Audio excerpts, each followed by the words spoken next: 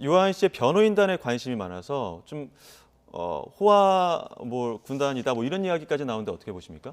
변호인단을 사실 호화 군단으로 한다는 것은 이제 연예인들이 이 프로포폴이라든가 마약 투약 이런 예. 수사를 받을 때 대부분 이렇게 하는 경향이 있거든요. 지금 변호인단 이름 올린 박성진 변호사 같은 경우에는 검찰 내 최고 마약통으로 마약 수사 굉장히 그러니까요. 전문가로 굉장히 유명한 사람인데 이런 사람들을 이렇게 변호인단으로 선임을 했다는 것은 좀 적극적으로 대응을 하겠다. 그렇지만 그것이 반드시 혐의를 부인한다기보다는 인정할 것은 인정하되 부인할 수 있는 부분에 대해서는 부인하면서 형량을 조절하겠다라는 의미로 저는 해석을 하고 있습니다. 예. 특히 이렇게 마약 수사를 전담적으로 했던 검사 같은 경우에는 검찰 내의 마약 수사 기법에 대해서는 정통할 것으로 보이거든요. 예. 당연히 변호인 입장에서는 방어할 수 있는 전략을 세울 때도 굉장히 도움이 되겠죠. 그래서 이런 부분을 염두에 두고 이런 변호인단을 구성한 걸로 이렇게 생각이 됩니다. 그 호화 군단이라고 한 어찌됐든 간에 마약 쪽에서는 전문가를 통했던 인물들이 이제 등장을 하다 보니까 그러면 만약에 이렇게 능력 있는 변호인단을 꾸렸을 때 어느 정도 형량을 낮출 수 있고 어느 정도 방어를 할 수 있는 겁니까? 어떤 쟁점에 의해서?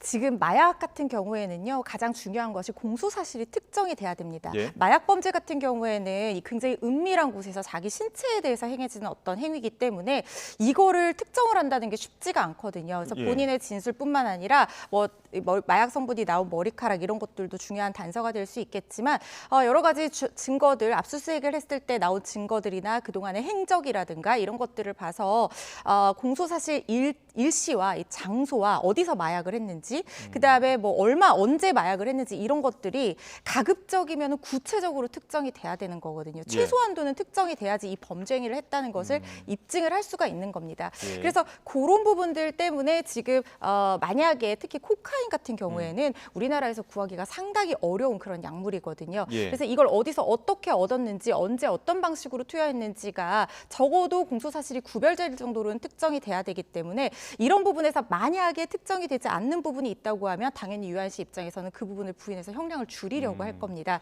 그래서 이런 부분이 치열한 공방이 예상되는 부분이라고 할 수 예. 있겠습니다.